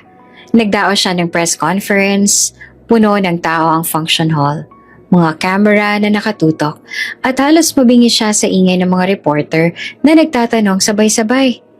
Ngunit sa halip na umiwas, dumiretso siya sa entablado. Malinaw ang bawat salita niya. Hindi ako nagtatago. Oo, totoo. May 4 akong anak. At oo, sila ay galing kay Alona. Ang babaeng minahal ko noon. At patuloy kong minamahal hanggang ngayon. Nag-ingay ang buong hall. Sumabog ang mga flash ng camera. Isa pang reporter ang nagtangkang mang-intriga. Sir, bakit itinago mga batang to? Hindi ba't nakakahiya para sa isang ilustre na may mga anak na tinago? Nanlisik ang mga mata ni Damian. Tumindig siya ng diretso at madiin ang tono. Walang nakakahiya sa kanila. Ang ikinahihiya ko ay kung itatago ko pa ang matagal ng katotohanan. Ang mga batang ito ay dugo at laman ko. At si Alona, saglit siyang tumahimik. Siya ang ina ng mga anak ko. Napalakas ang bulungan. Ang ilan ay gulat. Ang iba naman ay tila naaantig. May isang negosyanteng tumayo at sumigaw. Damian, mawawala ng tiwala ang mga investors kapag ipinilit mo yan. Humarap si Damian sa kanila, hindi natitinag. Kung mawawalan sila ng tiwala dahil pinipili kong ipaglaban ang pamilya ko, then sila ang talo at hindi ako. Ang pera at negosyo kayang kitain ulit. Pero ang oras at pagmamahal sa mga anak ko, yan ang hindi na mababalik. Sir Damian, ibig niyo bang sabihin tanggap niya sila? Tanong ng isang reporter. Tanggap? Tugon niya na diretso ang tingin. Hindi lang basta tinatanggap. Sila ang buhay ko. Kung sino man ang may balak gamitin sila para sirain ako, magkamali kayo. Dahil mas lalo lang akong lalaban. Ngumiti si Damian at sa unang pagkakataon, pinakita niya sa publiko ang pinakatotoong damdamin. Hindi ko lang sila kikilalanin. Ipapakilala ko sila bilang mga ilustre. At kung may sasabihin ng kahit sino laban sa kanila o kay Alona, ako mismo ang haharap. Halos mabingi sa dami ng tanong pagkatapos noon, pero hindi na siya nagpatinag. Sa kabila ng lahat, alam niyang kailangan niyang ipakita sa buong mundo na walang kahihiyan sa pagiging ama. Matapos ang mga salita niyang iyon, halos mabingi ang lahat sa tunog ng mga kamera at mga bulungan. Ngunit sa gitna ng ingay, naroon si Damian. Matatag, nakatayo bilang isang ama at asawa na handang ipaglaban ang pinakamahalagang yaman sa buhay niya. Hindi negosyo, hindi pangalan, kundi pamilya. Pagbalik niya sa bahay, sinalubong siya ng 4 na bata. Si Lance ang unang lumapit. Papa, nakita ka namin sa TV, ang tapang mo. Napatingin naman si Damian, sabay haplos sa ulo ng anak. Para sa inyo yon. Hindi ko hahayaang isipin ng mundo na wala kayong halaga. Lumapit din si Lance at mahigpit siyang niyakap. Si Lyra tahimik lang pero may ngiti sa labi. At si Laika halos hindi na bumitaw sa kanya. Si Alona ay nakatingin mula sa gilid. Unti-unting bumigat ang dibdib niya. Hindi dahil sa takot, kundi dahil sa tuwa. Sa wakas, may taong hindi lang siya ipinagtatanggol, pati ang mga anak niya. Pero habang buo ang loob ni Damian, may mga taong hindi pa rin natutuwa. Sa labas ng bahay, sa paligid ng negosyo, may mga matang nakatingin. Nag-aabang ng pagkakataon. Ang laban sa lipunan ay hindi pa tapos. Ngunit, nagsisimula pa lamang. Gabi na, tahimik ang mansyon, pero biglang nagising si Alona sa malakas na ubo mula sa silid ng mga bata. Agad siyang tumayo at tinungo ang kwarto. Doon niya nadatnan si Lyra. Pawis na pawis at namumula ang pisngi. Nanginginig ito habang yakap-yakap ang kumot. Anak, kamusta ka? Agad niyang lapit, hawak ang noo ng bata. Mainit, mataas ang lagnat. Nagising din si Damian nang marinig ang ingay. Mabilis siyang pumasok. Anong nangyari? Si Lyra, ang taas ang lagnat niya. Sagot ni Alona na bakas ang kaba sa mukha. Hindi na nag-aksaya ng oras si Damian. Tawagin ang doktor ngayon din. Sigaw niya si isa sa mga kasambahay. Makalipas ang ilang minuto ay dumating ang doktorang pamilya. Sinuri si Lyra. Pinakinggan ang dibdib at ineksamin ang lalamunan. May impeksyon po, mataas ang lagnat. Kailangan bantayan buong magdamag. Baka kailangan dalhin sa ospital kung hindi bumaba. Paliwanag ng doktor. Nag-alala lalo si Alona. Halos manginig ang kamay habang hinahaplos ang buhok ng anak. Kasalanan ko ba to? Baka napabayaan ko siya. Umiling si Damian at marahang pinisil ang balikat niya. Walang may gusto nito. Huwag mong sisihin ang sarili mo. Pagkaalis ng doktor, nagpasya si Damian na siya mismo ang magbabantay. Hindi siya pumapayag na iba ang gumawa nito. Ako ang tatabi kay Lira ngayong gabi. Mariin niyang sabi. Lumipas ang mga oras, habang mahimbing na natutulog ang ibang mga kambal, gising na gising si Damian. Nakaupo siya sa gilid ng kama ni Lira. Hawak ang bimpo at paulit-ulit na pinupunasan ng pawis ang anak. Tuwing kikirot ang dibdib ng bata at uubo, agad siyang magigising. Bagyang yayakapin ito para kumalma. Hindi niya inakalang ganito pala ang pakiramdam. Ang kaba na baka mawala ang bata sa isang iglap. Bawat hinga ni Lira ay parang tinutusok ang puso niya. Maya-maya, dahan-dahan nagmulat ng mata ang bata. Mahina nitong binigkas. Pa, napahinto si Damian. Para siyang natulala. Anak, ngumiti si Ira kahit namumungay ang mata. Salamat po. Nandito kayo. Doon ay tuluyang bumigay ang dibdib ni Damian. Hindi niya mapigilang mapaluha. Noon niya napatunayang hindi lang dugo ang nag-uugnay sa kanila, kundi puso. Kinabukasan bumaba ang lagnat ni Lira. Bagaman nangihina pa, unti-unti na itong nakangiti. Nasa tabi pa rin si Damian. Pagod pero nakahinga ng maluwag. Lumapit ang ilang kambal. Sabay-sabay na yumakap sa kapatid.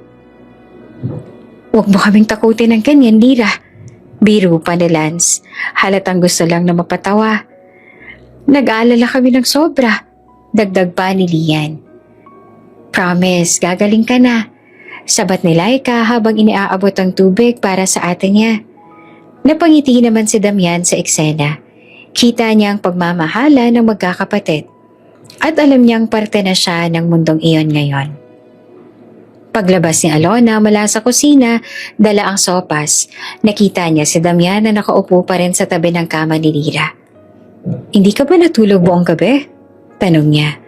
Umiling si Damian. Hindi ko kaya. Baka mangyari ulit. Gusto kong ako mismo nandito. Napayuko naman si Alona at natigilan. Noon lang niya nakita si Damian na ganito kabukas ang puso.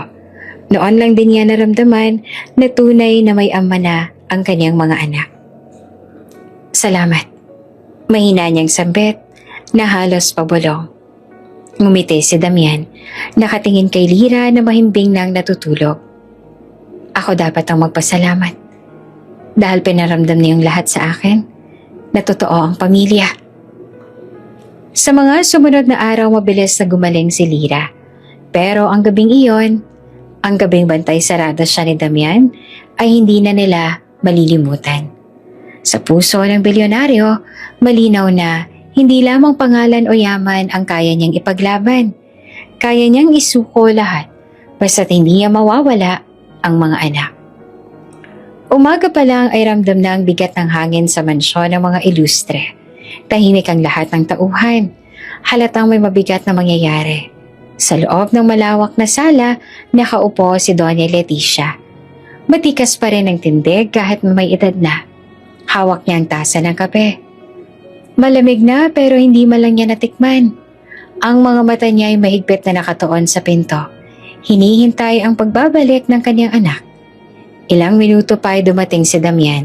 Kasama niya si Alona at ang 4 na bata na sina Lance, Lian, Lira at Laika. Halata ang kaba sa mukha ng mga bata, lalo na't alam nilang ang lola nilang ito ay hindi pa nila nakikita ng malapitan. Si Alona naman ay ramdam ang malamig na pagtanggap, pero pinili niyang manatiling matatag. Damian, malamig na bati ng Donya. Kauuwi ko lang, pero balita ka agad ang dala mo sa buong mundo. Hindi ba't sapat na ang kahihiyan na tinamo ng pamilya natin? Idinadagdag mo pa to. Huminga ng malalim si Damian bago lumapit. Mama, wala akong ikinahihiya. Ang dala ko ay hindi kahihiyan, kundi katotohanan. Eto sila, ang mga anak ko. At si Alona, ang babaeng mahal ko noon at minamahal ko pa rin. Umalingaw-ngaw sa sala ang tunog ng malakas na pagpatong ng tasa sa mesa. Nanginginig ang kamay ng Donya. Mahal? Damian, ilang beses ko bang uulitin sa'yo? Ang babaeng yan ang nang-iwan sa'yo. At ngayong bumalik siya, dala pa ang mga batang hindi natin alam kung kanino ba talaga galing. Tapos ngayon ipagmamalaki mo sila? Napaiyak si Laika at mahigpit na kumapit sa braso ni Damian. Agad naman siyang niyakap ng ama. Huwag kang matakot, bulong niya sa anak. Mga bata lang sila, ma. Pagpapatuloy ni Damian. Hindi nila kasalanan ang nangyari noon. At oo, sa akin sila. Ako ang ama nila. Sigurado ka ba? Matalim ang titig ng Donya. O baka naman nadadala ka lang ng emosyon.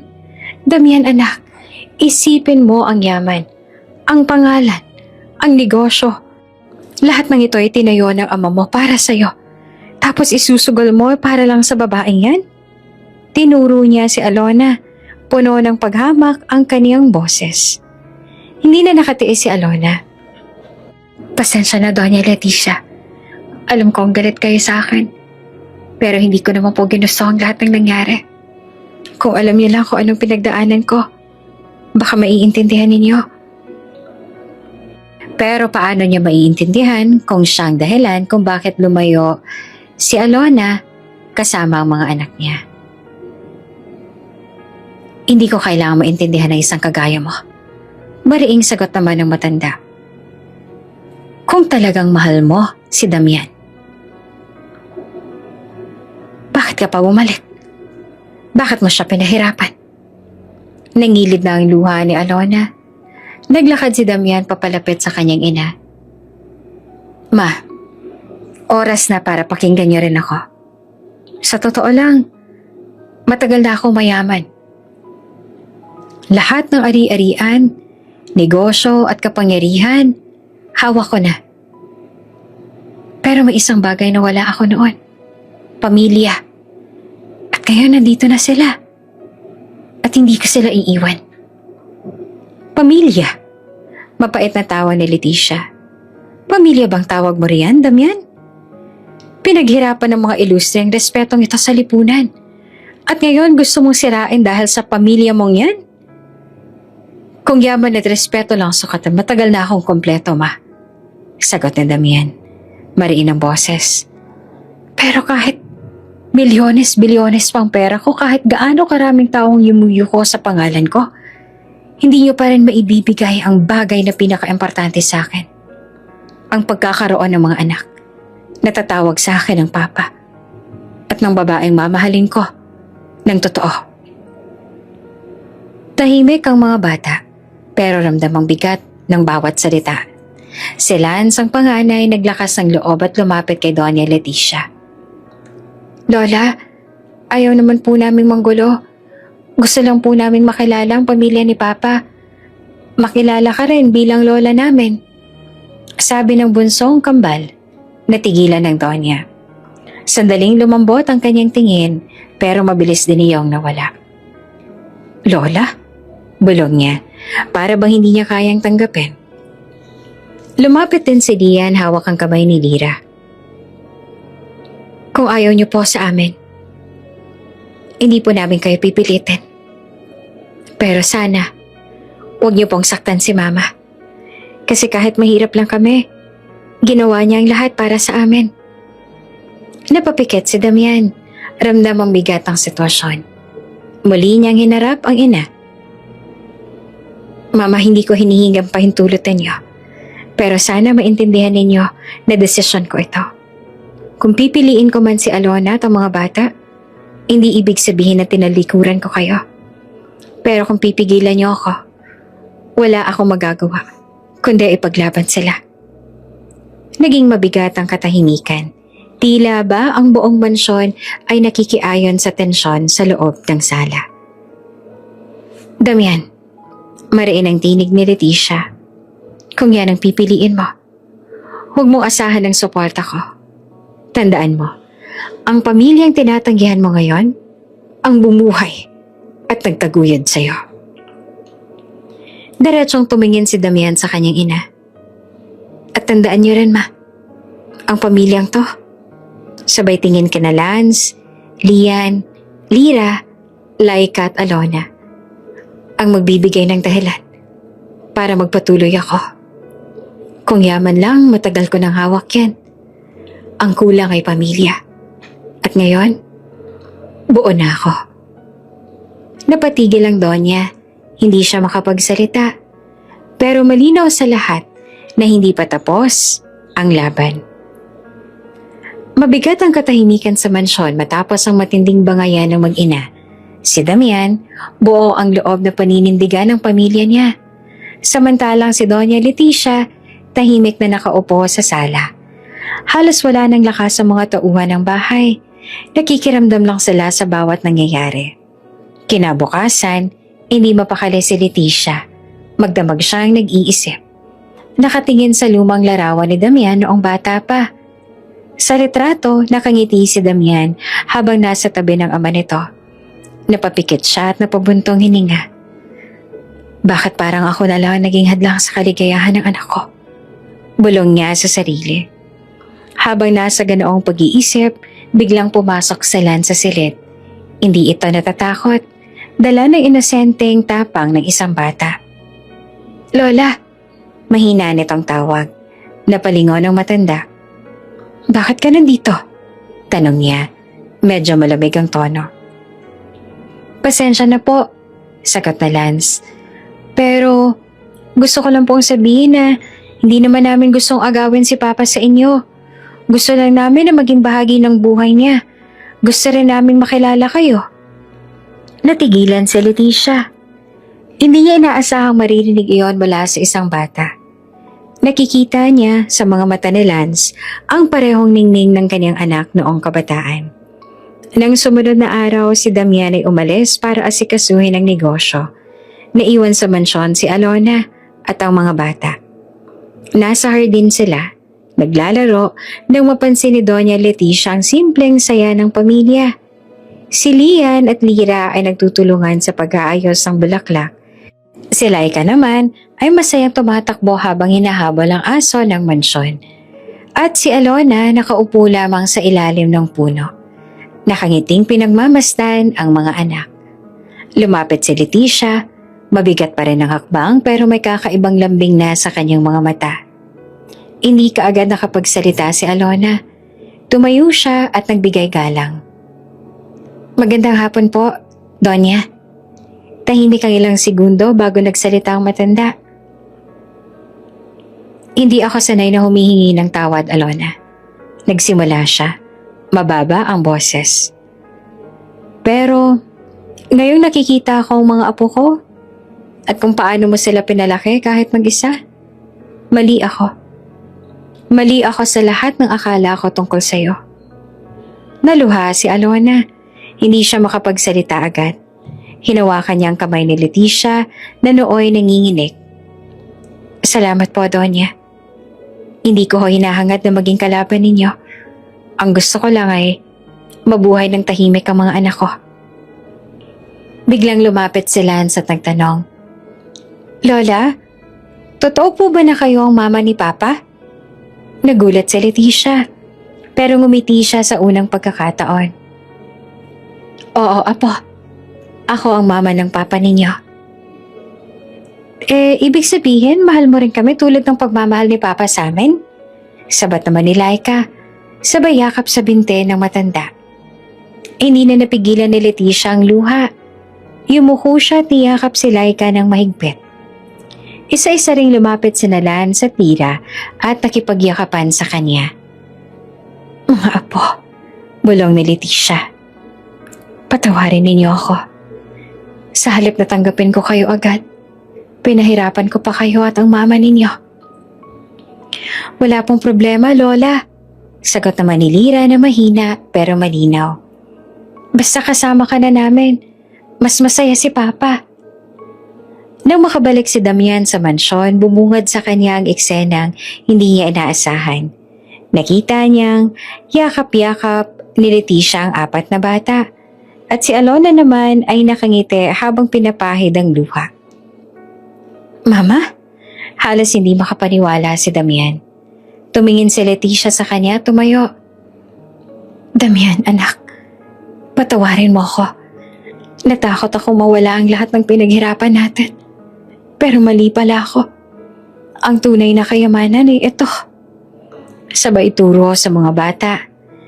Ang pamilya mo, hindi ko sila kaagaw, kundi biyaya. Mahigpit na niyakap ni Damian ang ina. Salamat, ma. Hindi mo alam kung gaano ako kasaya. Kagaan ang binigay mo sa puso ko. Lumapit si Alona at nag-alangan kung dapat bang sumama. Pero siya mismo ang hinila ni Leticia papalapit. Alona, sabi ng matanda, patawarin mo ko sa lahat ng sinabi ko. Simula ngayon, ikaw ay ituturing kong bahagi ng pamilya. Hindi na napigilan ni Alona ang kanyang luha. Maraming salamat po, Donya. Mama. Natawa pa si Leticia sa pagtawag na iyon. At sa unang pagkakataon, nabasag ang pader ng galit at pagtutol na matagal nang nakatayo. Ang gabi ring yon, nagtipon sila sa hapag. Kompletong pamilya. Si Damian, si Alona, ang 4 na bata, at si Doña Leticia. Habang kumakain, ramdam ng lahat ang bagong simula. Hindi man madali, unti-unti nang nabubuo ang tahanan na matagal nang pinapangarap ni Damian. Pagkatapos ng lahat ng pinagdaanan nila, galit, luha, pagtatalo, at pagkakasundo, dumating ang isang gabing hindi malilimutan ng buong pamilya Ilustre.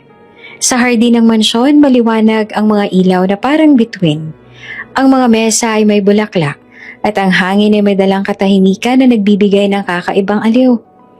Tinawag ni Damian si Alona at ang mga bata. Nandoon din si Doña Leticia, nakaupo sa gilid. Nakangiti at tahimik na pinagmamasdan ng lahat.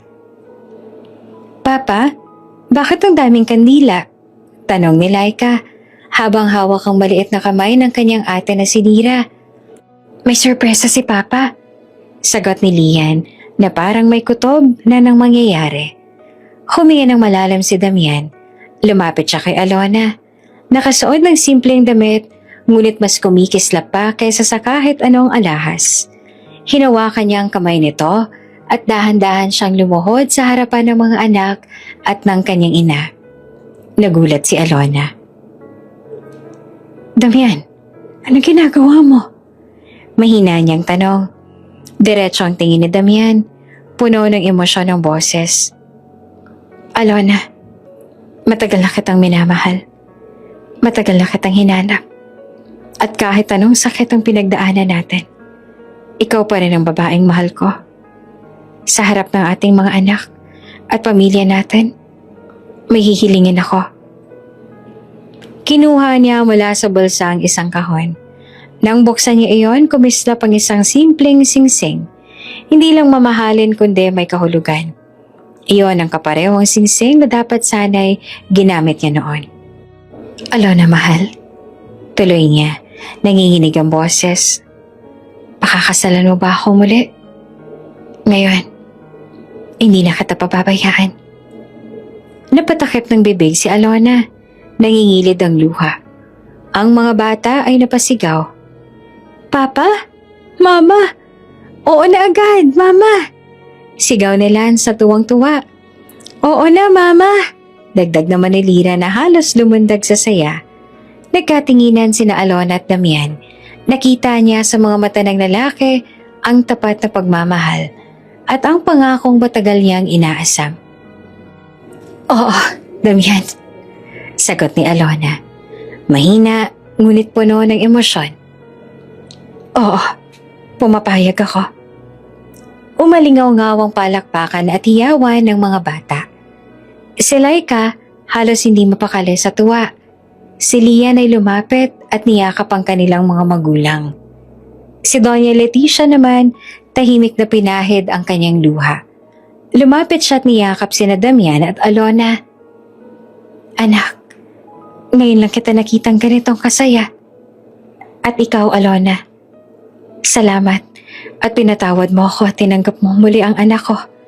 Salamat at binigyan mo siya ng ganitong pamilya. Nagyakapan silang lahat. Sa gabing iyon, ramdam ng bawat isa ang init ng bagong simula. Dumating ang araw ng kasal. Ang simbahan ay napuno ng mga bulaklak, ilaw at ng mga taong mahalaga kay Damian at Alona. Para bang lahat ng sugat ng nakaraan ay naghilom na. At ngayon ay bagong pahina na ng kanilang bubuksan. Suot ni Alona ang isang puting gown na simple pero elegante. Ang kanyang ngiti ay hindi na puno ng sakit, kundi ng kasiguruhan at saya. Si Damian nakasuot ng itim na tuxedo. Nakatayo sa harap ng altar, halatang kabado, ngunit mas higit ang kasabikang makita si Alona sa aisle. Ang mga quadruplets ang nagsilbing pinakamasayang bahagi ng seremonya. Si Lance ang ring bearer, dala ang kahon ng singsing. Si Lian at Lyra naman ay mga flower girls. Nakasuot ng magkatulad na gown at naglalakad habang nabubuhos ng petals. Si Laika ang bunso halos madapa sa sobrang saya. Ngunit agad siyang inalalayan ng kanyang mga ate. Sa bawat hakbang ni Alona papunta kay Damian, hindi niya mapigilang maalala ang lahat ng pinagdaanan nila. Ang mga panahong iniwan niya ito, ang mga taon ng pagtitiis at ang muling pagkikita. Lahat ng iyon ay humantong sa sandaling ito.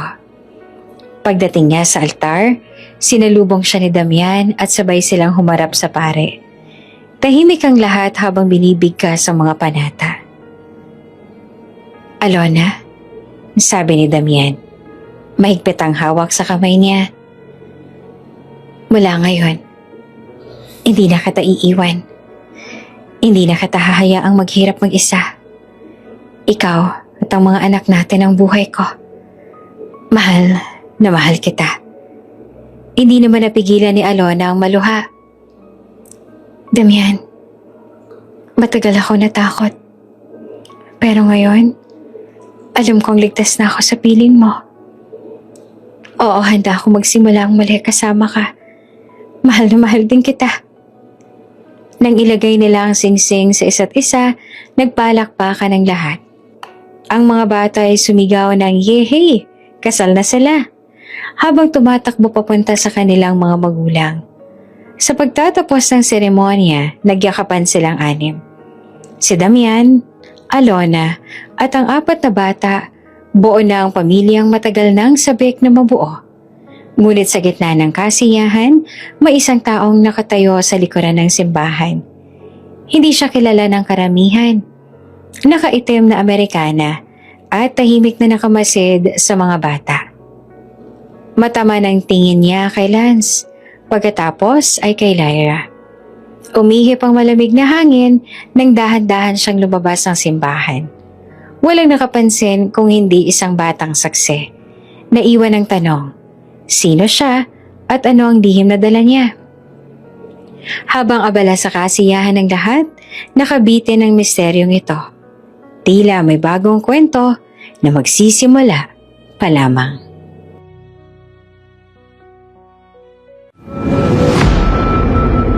Bago ka pa lang sa channel na ito, Ate Jane TV, huwag kalimutang pindutin ang notification bell and subscribe button. Sana po hindi naman malaking abala sa inyo ang pagpindot ng subscribe button dahil ang kapalit po nito ay ang pagsuporta para makapag-produce ng mga libreng stories sa mga channels ni Ate Jane. Maraming salamat!